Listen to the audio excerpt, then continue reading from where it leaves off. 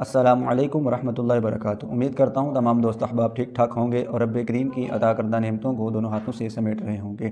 معزز سامعین و کرام، علامہ افتخار کاظمی صاحب کا آپ نے ایک کلپ ملاحظہ فرمایا ہوگا۔ آپ نے دیکھا ہوگا کہ جس طرح انہوں نے جاہلانہ گفتگو کی، انہوں نے کہا کہ آپ کی طرف سے مناظرے کا چیلنج آیا ہے۔ تو پہلی بات یہ ہے معزز سامعین و کرام، آپ نے دیکھا ہوگا کہ جب قبلہ قائد محترم کنز العلماء مفکر اسلام ڈاکٹر محمد اشرف اعظم جلالی حافظہ اللہ تعالی جب وہ جیل کے اندر تھے، تو اس وقت ان کے استاد مفتی حنیف قریشی صاحب نے جو ہے مناظرے کا چیلنج کیا تھا اور کہا تھا کہ میں عدالتوں کے اندر جا کر ثابت کروں گا، میں سپریم کورٹ کے اندر جا کر ثابت کروں گا کہ آپ کا یہ کیا ہوا کلام گستاخی ہے۔ تو جب وہ باہر آئے، جب جیل سے باہر آئے، تو اس وقت نہ ہی مفتی حنیف قریشی صاحب نظر آئے ہمیں، نہ ان کے حوالے نظر آئے۔ جب میرے قائد باہر آئے تو انہوں نے کہا کہ جن کو مناظرہ آیا ہوا تھا اور وہ بار بار اپنی تقریروں کے اندر یہ کہہ رہے تھے کہ سپریم کورٹ کے اندر ہمیں بلایا جائے، عدالتوں کے اندر بلایا جائے، اب وہ کدھر ہے؟ اب میں باہر آ گیا ہوں، میرے سامنے بیٹھے ہیں۔ تو پہلے معزز سامعین کرام انہوں نے یہ کہا کہ آپ نے مناظرے کا چیلنج کیا ہے۔ تو آپ ویڈیو دیکھ سکتے ہیں کہ پہلے مفتی حنیف قریشی صاحب نے جو ہے وہ مناظرے کا چیلنج کیا تھا۔ وہ کہہ رہے تھے کہ جی میں زید نعمانی صاحب کے ساتھ مناظرہ نہیں کروں گا، میرے سامنے اگر بٹھایا جائے تو ڈاکٹر جلالی صاحب کو بٹھایا جائے۔ تو بات یہ ہے کہ جب آپ جیل گئے تھے تو اس وقت مرزا جیل میں بھی آپ کو یہی کہہ رہا تھا کہ جائیں اور جا کر مفتی منیب الرحمان صاحب کے پاس جائیں اور جا کر لکھوا کر لائیں، یا ان سے ویڈیو بیان جو ہے وہ ویڈیو بیان کے اندر آپ کو نمائندہ مقرر کریں تو پھر میں آپ کے ساتھ مناظرہ کروں گا۔ تو آپ نے کہا تھا جی یہ کیسے ہو سکتا ہے کہ کسی باپ کے 5 بیٹے ہوں اور باپ کو گالی دی جائے اور چھوٹا بیٹا چلا جائے بدلہ لینے کے لیے اور اسے کہا جائے جاؤ پہلے اپنے بڑے بھائی سے لکھوا کر لاؤ، تو یہ تو کہیں بھی لکھا ہوا کہ لکھوا کر لایا جائے۔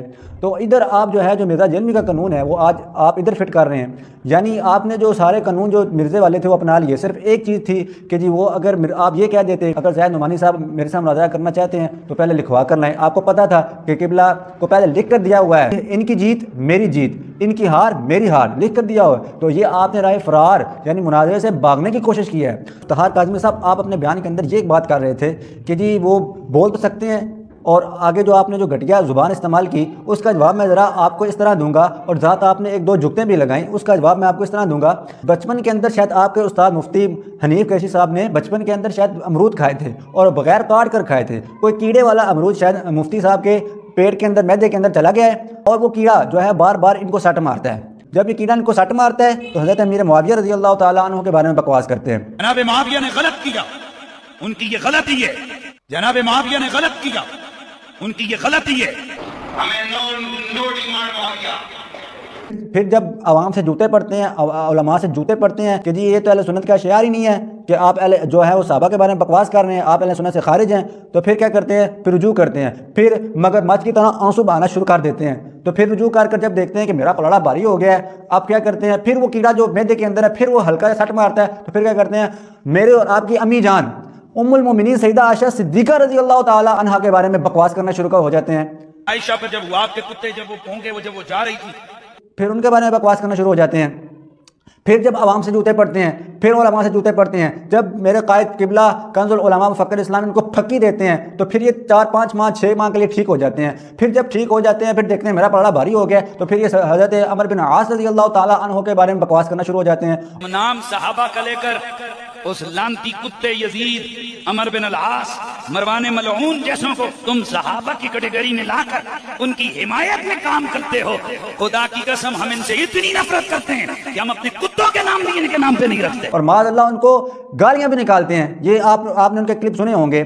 پھر جب جو ہے وہ عوام سے پھکی ملتی ہے، علماء سے پھکی ملتی ہے، دیکھتے ہیں کہ اب مجھے بہت زیادہ جوتے پڑ چکے ہیں باندر قلعے کی طرح، کچھ عرصہ گزرتا ہے تو حضرت ابو سفیان رضی اللہ تعالیٰ عنہ کے بارے میں بکواس کرنا شروع ہو جاتے ہیں۔ اپنے ابو سفیان جیسا پلید، اپنے ابو سفیان جیسا پلید تو جی روز کرتے ہو۔ میں تم سے پوچھتا ہوں بتاؤ کون سی روز 15 سال پہلے ایک سلپ آف ٹنگ ہوا، اس کے بعد 10 سال پہلے ایک لفظ میرے گمان میں نہیں تھا، کتنا بولو 10 سال پہلے، پھر 5 سال پہلے وہ یہ کل کتنے کیس ہوئے؟ 3 کیس۔ کہ جی یہ بار بار کرتا ہے، بار بار کا کیا مطلب ہے؟ کلپ آپ نے سارے ملاحظہ فرما لے ہوں گے۔ آپ نے یہ بات کی کہ جی آپ نے شکست کھائی ہے، کس سے؟ چمن زمان سے۔ تو بیٹا میں آپ سے یہ کہنا چاہتا ہوں کہ چمن زمان نے تو اعلیٰ حضرت پر فتویٰ لگایا ہوا ہے، پھر بتائیں کہ آپ ریلویوں کے کیسے نمائندہ بن گئے؟ پھر آپ بتائیں کہ اعلیٰ حضرت کے بارے میں اس نے رسالہ نہیں لکھا چمن زمان نے؟ کیا اعلیٰ حضرت کو اس نے کیا نہیں اپنا نظریہ قرآن کے اندر انہوں نے پیش کیا ہے؟ کیا ریاض شاہ نے قرآن کی تحریف نہیں کی؟ کیا چمن زمان نے پیر میل شاہ صاحب رحمۃ اللہ تعالیٰ علیہ کو گستاخ نہیں کہا؟ نبیوں کا گستاخ نہیں کہا؟ آپ کی عقل کہاں چلی جاتی ہے؟ تو ساری چیزیں جو میں نے آپ سے سوال کیے ہیں اس کا جواب دینا ہوگا آپ کو ہر حال کے اندر، آپ کے جواب کا مجھے انتظار رہے گا۔